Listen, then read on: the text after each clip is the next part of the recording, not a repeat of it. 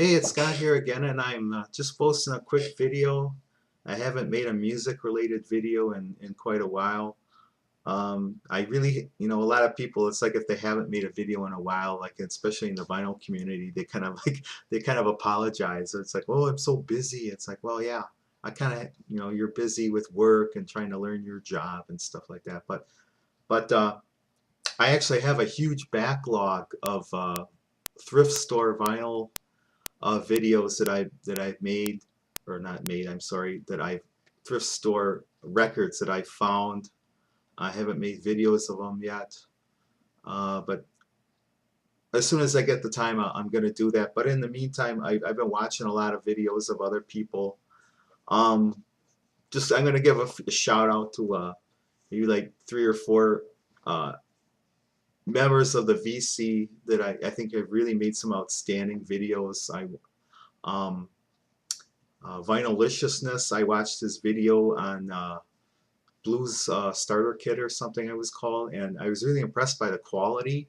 It's almost like something that, like the Ken Burns documentary, for documentaries that he made for like PBS. It's like those are that good. There's like really professionally done, something that like a television network could air, documentary style. I thought I mentioned that. I appreciated those, and I really learned something too. I really don't learn, or really don't know that much about history of blues, but it's like if I ever come across records, I've come across some kind of jazz stuff recently that I'm going to show in some of my future videos that I found at thrift stores, so I'll mention that.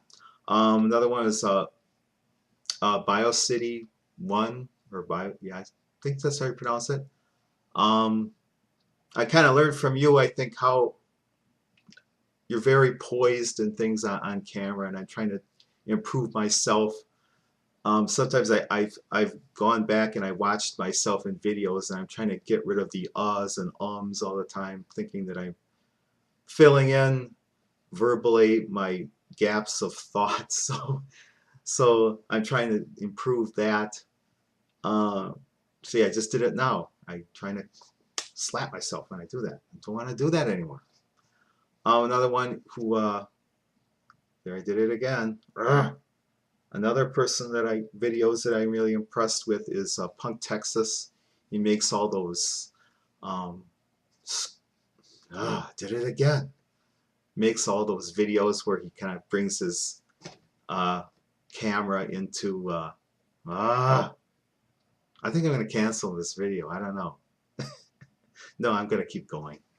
He takes his camera into record stores and shows what he buys, or goes through the records, and I can see his editing skills. Really cool. I don't know what programs people use.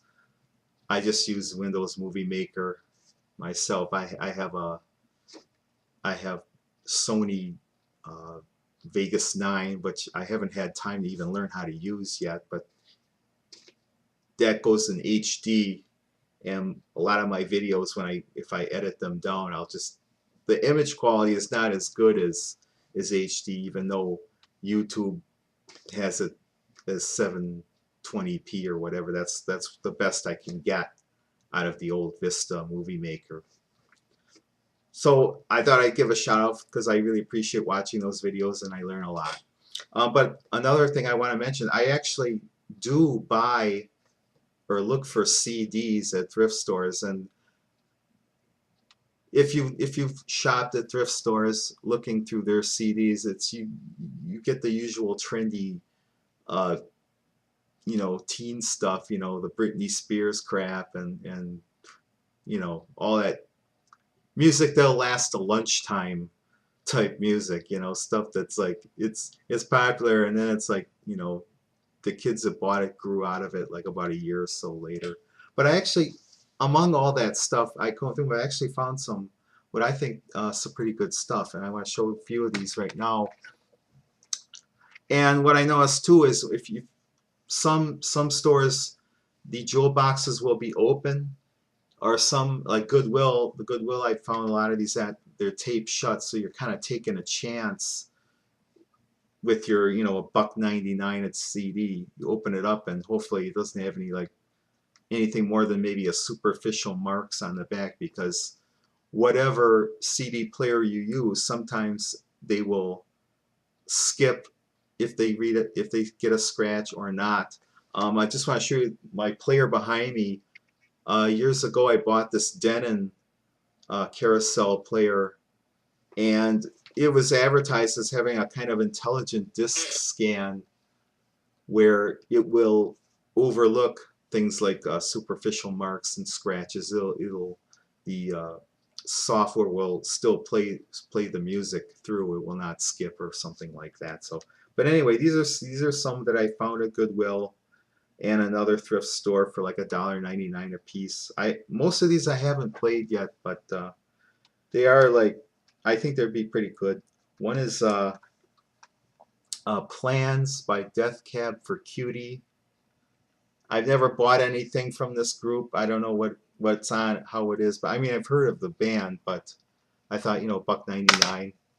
Now here's a famous, this was a group, and then Pearl Jam came out of this group. We're talking Mother Love Bone. And as you can see, I got it for $2 there. I haven't played this yet. Here's another group. I have another one of their CDs. They're from Ireland, I believe. The Cranberries, also for $1.99. And I got a Peter Gabriel here, Us. So can't go wrong, I think, with Peter Gabriel. Mary Chapin Carpenter. What's that one called? I can't read too well. I don't have my reading glasses on. And Grave Dancers Union. I mean, that's a well-known record, I believe, right? That's Soul Asylum. Yeah. And Come On Feel the Lemonheads. And REM's Monster. This one I've actually played. I really like this record. The Pretenders, Last of the Independents. And here's one. It's still sealed, so it's like brand new. It's a group called Surrender Dorothy. So I thought I'd check that out for $1.99. Now I actually got home today after kind of an aggravating couple hours of looking for some new stuff, new records, CDs. And I know that records, you know, big box stores, how they have to cut back on their stock because people don't buy CDs the way they used to in this age of, you know, downloads and things. But I do kind of have a gripe about these stores, the way they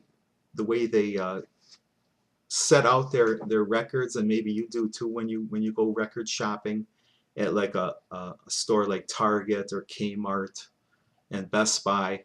And I mention those three because those are the three that I just came from and got home here. But I did buy 3 CDs out of 4 that I was looking for, and I'll tell you the 4th one that I did not find that apparently was released this week, and that's Neil Young and Crazy Horse. I don't know what the title, I can't recall what the title was, but if it's Neil Young and Crazy Horse, I'll usually buy it. The last Neil Young record, La Noise, I think it was called, was like, I saw some video or something on it, and it seemed like a real mess of a record. That Daniel Lanois, whatever his name, how you pronounce his name, how can you go wrong with working with Neil Young? He took his record, or his songs, and he kind of like sonically discombobulated them. It just sounded awful. It didn't sound like what a Neil Young electric or acoustic should sound like. So I just took a pass on that. I usually buy almost everything that Neil Young will release, because I know, you know, the talented guy that he is, it's going to be worth, you know, the 12 or 14 or 16 bucks, whatever the CD is. So, but I didn't buy that one, but I did buy this one. Or I'm sorry, I didn't. I was looking for that one and I could not find it. But ones that I did find, I mean, this record's all over the place. I mean, you can't escape this record. And so I did like a couple songs. I did see her on the Grammy Awards. So I bought the Adele 21, and this group is coming to Milwaukee Summerfest, and I may actually go see them when we're talking the new Beach Boys here. I haven't listened to this yet, so I hope I'm pleasantly surprised. I mean, I know they're not going to be the Beach Boys of 40 years ago, but still, you got to give these guys credit for still making music, you know, all this time later, and especially when one of the very original members, David Marks, is back in the band after being, you know, basically fired by Brian's dad, Murray, all those years ago because he wasn't family. Now he's back in the band after all these years, so that's kind of cool. And another new record by a group, and I don't really follow many newer, what I would call newer groups, and when I say newer groups, I mean like groups of the last maybe 10, 15 years, but I bought everything that this group has put out, and I'm talking Wilco, The Whole Love. And if you know the history of Wilco, I mean, I'm kind of a band of that, or a fan of the what you call the alt country movement so many years ago. And the genesis of Wilco was a band called Uncle Tupelo, and from members of that band split into this band and a band Sunvolt, Jeff Tweedy and the other guy whose name escapes me right now. They formed these two bands, and I bought everything they put out, and I've always been very impressed and satisfied that, you know, the talent of the songwriting, the variety of the kind of records they make. Although out of Sunvolt and Wilco, Wilco is a much more, I would say, adventurous in as far as music goes, concepts go. Sunvolt is more stuck with more of the alternative kind of country sound. So, but I haven't played this one yet, but I'm looking forward to getting into this one. Now, I actually bought a new DVD of famous Beatles record, or actually the movie. I bought this Yellow Submarine, and this came out in DVD and Blu-ray. Now I was thinking of buying the Blu-ray because I have a Blu-ray drive in my computer. I have a media center computer, but the problem is I don't know if other people have this problem. Sometimes a Blu-ray will not play, and it's like because of the firmware or whatever they call it is not up to date. And even mine, I've tried to go for updates or whatever, and it just will not update. So I'm kind of like, I backed off from buying any kind of Blu-rays, because another thing, Blu-ray will not play in any, you know, obviously will not play in any DVD player either. It has to be a Blu-ray player. So, but for this was kind of cool. It was $17, and I'll show you what's in the box. It's got the DVD, and then it's got this little booklet, and it's got pictures and notes and stuff. And then it's got these neat little, and if you know the history of, you know, most animation, it's done on transparent cells, and they were like painted and inked on, and then they're photographed frame by frame to make the animated, you know, films of yesteryear, and even I think they're still being made this way. But you've got these little cells. Here's George. See George there? George. And then we go Ringo. And of course we got John. You can't go wrong with John. Then we got Paul. Hello, Paul. And we got some little stickers. I may just leave those on, or I don't know. I might put them on my bike or something. Be the hipster that I imagine myself to be. Then there's another little. Whoop, there's another little. I don't know what that is. Little card thing, ad thing. But yeah, for like 17 bucks, I thought it was very, very cool. I haven't watched it yet. I've never had Yellow Submarine, the record. I mean, 2 or 3 times in the last few years I borrowed it from like a library and watched it, and it's a very trippy movie even now, and of course it has all those great songs on it too. So I thought I'd just make that, let people know that I do buy new music, and whoever watches this, I know it's been a long time since I made a vinyl video, but it's like I have a lot of great records coming up. Another thing I will mention too, it wasn't my first vinyl video, but the first one I entitled Thrift Store Vinyl Finds. As of me making this today, it's up to something like 10,700 views, which is kind of cool. But one thing, kind of a down thing I made, I actually removed a recent comment that someone left that was really negative, and they kind of criticized the records I showed in that video as being, oh, they're not that valuable, or blah blah blah. But you got to realize the great thing about thrift store record shopping is you can discover such a huge variety of music for very little money. And as far as like, especially thrift store records, it's one of the few bargains left in entertainment. I mean, records have always been a great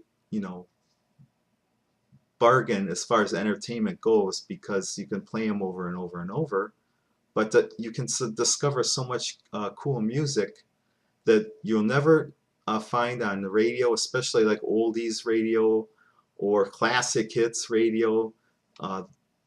What they play is such a pathetically small selection of stuff. They only play the tip of the iceberg, and they play a lot of records that are like so derivative and just such drivel.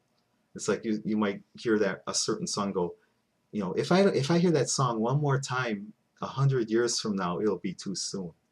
so that's just the way the mediocrity of radio has been in the last like 20 years especially. So, but I thought I just make this video, let you know that I do buy new music. I do follow some new bands, and whatever music you do listen to, I hope you enjoy it.